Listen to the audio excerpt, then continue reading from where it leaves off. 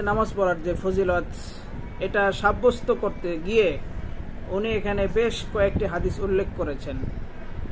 1 2 3 4 5টি হাদিস উল্লেখ করেছেন। কয়টি? 5টি হাদিস উল্লেখ করেছেন। তো এই 5টি হাদিস উল্লেখ করে উনি আউয়াল ওয়াক্তে নামাজ পড়া বেশি ফজিলতপূর্ণ এটা তিনি সাব্যস্ত করার চেষ্টা করছেন। প্রথম হাদিস দেখেন, যে প্রথম হাদিসের সনদে দেখেন, আন আব্দুল্লাহ ইবনে উমর আল উমরি আনিল কাসিম ইবনে গন্নাম আন আম্মাতিহি উম্মি ফারওয়াতা। তো উম্মে ফারওয়া রাদিয়াল্লাহু আনহা, আর তিনি এমন একজন মহিলা যিনি নবী করিম সাল্লাল্লাহু আলাইহি সাল্লামের কাছে বায়াত হয়েছিলেন। কি হয়েছিলেন? বায়াত হয়েছিলেন, সরাসরি বায়াত হয়েছিলেন। নবী সাল্লাল্লাহু আলাইহি সাল্লামের উপরে কাছে সরাসরি বায়াত হয়েছিলেন। তো এই উম্মে ফারওয়া থেকে হাদিস বর্ণিত যে ওয়াকানাত মিম্মান বায়া আন নবী সাল্লাল্লাহু আলাইহি সাল্লাম ক্বালাত সুইলা নবী সাল্লাল্লাহু আলাইহি সাল্লাম আইয়ুল আ'মালি আফদালু ক্বালা আস-সালাতু লিআউয়ালি ওয়াক্তিহা। যে নবী করিম সাল্লাল্লাহু আলাইহি সাল্লামকে প্রশ্ন করা হলো যে সবচেয়ে উত্তম আমল কি? ক্বালা, তিনি বলেছেন আস-সালাতু লিআউয়ালি ওয়াক্তিহা, যে আউয়াল ওয়াক্তে নামাজ পড়া। এখন এই হাদিসের দিকে দৃষ্টিপাত করলে আপনি দেখতে পাবেন যে যে এই হাদিসের যারা রাবি তিনি হচ্ছেন মহিলা উম্মে ফারওয়া, আর তিনি বর্ণনা করছেন সুইলান নবী সাল্লাল্লাহু আলাইহি সাল্লাম, যে নবী করিম সাল্লাল্লাহু আলাইহি সাল্লামকে শ্রেষ্ঠ আমল সম্পর্কে জিজ্ঞাসা করা হয়েছে। উত্তর দিছে কি? as-salatu li awwali waqtiha, আউয়াল ওয়াক্তে নামাজ পড়া। এটা তিরমিজি রাহমাতুল্লাহ আলাইহির দলিল। আর এখানে এই হাদিসটা রাবি যেহেতু মহিলা, আর এটা সম্ভাবনা আছে যে নবী করিম সাল্লাল্লাহু আলাইহি সাল্লামকে ওই মহিলারাই প্রশ্ন করেছিলেন। হ্যাঁ, আর মহিলাদের জন্য বিধান এই যে তারা যেহেতু মসজিদে জামাতে শরীক হয় না, এই জন্য তাদের জন্য বিধান এই যে আউয়াল ওয়াক্ত হয়ে গেলেই তাড়াতাড়ি নামাজ পড়ে নেবে। আর সনদের ব্যাপারে এখানে একটা কথা আছে, সেটা হচ্ছে যে কাসিম বিন গন্নাম তিনি তার ফুফু থেকে বর্ণনা করেছেন, উম্মে ফারওয়া থেকে। তো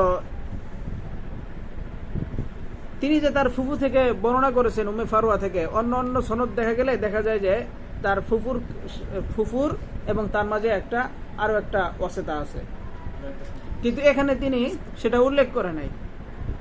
আর সাথে সাথে ইমাম তিরমিজি রহমতুল্লাহি আলাইহি নিচে লেখছেন পরের হাদিসে যে হাদিস উম্মে ফারওয়া লা ইউরওয়া ইল্লা মিন হাদিস আব্দুল্লাহ ইবনে উমর আল উমরি ওয়ালাইসা হুয়া বিল কওয়ি ইনদা আহলিল হাদিস। আরেকটা বিষয় যে আব্দুল্লাহ বিন উমর আল উমরি তিনি আহলুল হাদিসের নিকটে তিনি কওয়ি না, তিনি দাঈফ। ওয়াজতারাফু ফি হাদাল হাদিস, এবং এই হাদিসের ক্ষেত্রে তিনি ইসতিরাব করেছেন। বুঝে আসছে? তো এই হলো একটা। আর 2 নম্বরে দেখেন, 2 নম্বর হাদিস আল ওয়াক্তুল আউয়ালু মিনাস সালাতি রিজওয়ানুল্লাহি ওয়াল ওয়াক্তুল আখিরু আফুল্লাহি। এই হাদিসের ভিতরে এই হাদিসের সনদে ইয়াকুব বিন ওয়ালিদ আল মাদানী এই রাবি হচ্ছে জয়ীফ রাবি, এবং এমনকি একে মুনকারুল হাদিসও বলা হয়েছে। তো এর সম্পর্কে কালাম করেছেন ইমাম নাসাই এবং আরো অন্যান্য ইমাম জারহ তা'দীলের ইমামরা। তো এরপরের হাদিস হযরতে আলী ইবনে আবি তালেব রাদিয়াল্লাহু আনহু থেকে। আর আলী ইবনে আবি তালেব থেকে বর্ণনা করেছেন তার ছেলের নাম হচ্ছে ওমর বিন আলী ইবনে আবি তালেব। এই ওমর বিন আলী তিনি ছিলেন হচ্ছে ছোট। এই ছোট অবস্থায় তিনি যখন শিশু ছিলেন তখন হযরত আলী রাদিয়াল্লাহু আনহু তিনি শহীদ হন। তো এই জন্য হযরতে আলী রাদিয়াল্লাহু আনহু থেকে যে ওমর যে হাদিস বর্ণনা করেছেন, এই হাদিসটি এটাকে কি বলা যায় না, সহিহ বলা যায় না, যেহেতু তিনি ছোট বলেছেন। সরাসরি তার থেকে সেমা এটা যেহেতু তিনি শিশু ছিলেন, ওই অবস্থায় হজরত আলী রাদিয়াল্লাহু আনহুর তিনি শহীদ হয়েছেন। এই জন্য শিশুর সিমাত, শিশুর রেওয়ায়ত তার বাবা থেকে। তো এখানে বোঝা যায় যে এখানে তিনি যে তার বাবা থেকে রেওয়ায়ত করেছেন, এখানে আরেকজন ওয়াসিতা আছে, আরেকজন রাবি আছে, তার উল্লেখ এখানে নাই। আর এরপরেও দেখেন যে হাদিসে উল্লেখিত আছে, ইয়া আলী সালাতুন লা তুআখিরহা আস-সালাতু ইযা আনাত। আর তিনটা জিনিসের ব্যাপারে দেরি করতে নিষেধ করেছেন নবী করিম সাল্লাল্লাহু আলাইহি ওয়াসাল্লাম। এক নম্বরে কি? আস-সালাতু ইযা আনাত, যখন নামাজের সময় হয়ে যায়, যখন নামাজ আসে। তো এটা দ্বারা নসের ভিতরে স্পষ্ট না যে আউয়াল ওয়াক্তে নামাজ পড়ার ফজিলত সম্পর্কে। তো এরপরে আরেকটা হাদিস, সেটা হচ্ছে যে হযরত আব্দুল্লাহ ইবনে মাসউদ রাদিয়াল্লাহু আনহু তিনি হচ্ছেন রাবি এই হাদিসের। আইয়ুল আমালি আফদালু, তো একজন লোক তাকে জিজ্ঞেস করছে আব্দুল্লাহ ইবনে মাসউদ রাদিয়াল্লাহু আনহু যে আইয়ুল আমালি আফদালু, শ্রেষ্ঠ আমল কোনটা? قال سألت عنه عن رسول الله صلى الله عليه وسلم فقال الصلاة على مواقيتها। الصلاة على مواقيتها অর্থ কি? ওয়াক্ত মতো নামাজ পড়া। এটা দ্বারা আউয়াল ওয়াক্ত এই হাদিসের নসের ভিতরে আউয়াল ওয়াক্ত উল্লেখিত নাই, যদিও হাদিসটা কি একেবারে সহিহ, একেবারে কি সহিহ। যেমন এই যে ইমাম তিরমিজি তাখরিজে বলেন ওয়া হাদা হাদিসুন হাসানুন সহিহ। তো এর আগে যে হাদিসগুলা গেছে, যেমন মনে করেন এই যে দেখেন 2 নম্বর যেটা, এই হাদিসের এই যে আল ওয়াক্তুল আউয়ালু মিনাস সালাতি রিজওয়ানুল্লাহ, এই হাদিসের তাখরিজ ইমাম তিরমিজি উল্লেখ করেন নাই, এই জন্যই। আর as-সালাতু আলা মিকাতিহা, এই হাদিস তো স্পষ্ট হাসানুন সহিহুন, ওয়া হাদা হাদিসুন হাসানুন সহিহ, কিন্তু as-সালাতু আলা মিকাতিহা অর্থ হলো যে ওয়াক্ত মতো নামাজ পড়া। এটা দ্বারা আউয়াল ওয়াক্তে নামাজ পড়া, এটা এখানে সাবেত না, উল্লেখ নাই।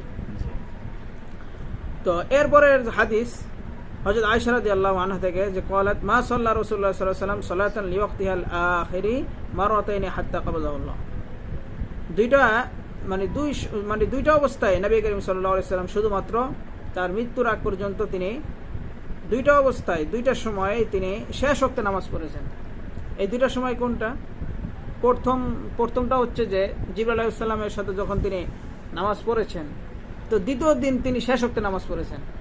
আরেকটা হচ্ছে যে একজন সাহাবী এসে জিজ্ঞেস করে, ইয়া রাসূলুল্লাহ, সালাতের সময় সম্পর্কে জিজ্ঞেস করে, ইয়া রাসূলুল্লাহ সালাতের সময় সম্পর্কে আমাকে জানিয়ে দেন। তখন নবী করিম সাল্লাল্লাহু আলাইহি সাল্লাম ওই বলছিলেন যে তুমি আমাদের কাছে থাকো, অবস্থান করো। তো প্রথম দিন তো আউয়াল ওয়াক্তে নামাজ পড়ছেন, দ্বিতীয় দিন আখির ওয়াক্তে নামাজ পড়ছেন। এই দুইবার ব্যতীত নবী করিম সাল্লাল্লাহু আলাইহি সাল্লাম শেষ ওয়াক্তে কি করেন নাই? নামাজ পড়েন নাই। শেষ ওয়াক্তে বলতে কি? শেষ ওয়াক্তে মানে ওয়াক্তের একেবারে শেষে, মানে লাস্ট টাইমে, ওই 2 ওয়াক্তে লাস্ট টাইমে পড়ছেন। এই জন্য নামাজের ওয়াক্ত, নামাজের সময় এটা বর্ণনা করার জন্য পড়ছেন। প্রথম দিন আউয়াল ওয়াক্তে পড়ছেন, আর দ্বিতীয় দিন একেবারে ফাইনাল শেষ ওয়াক্তে পড়েছেন।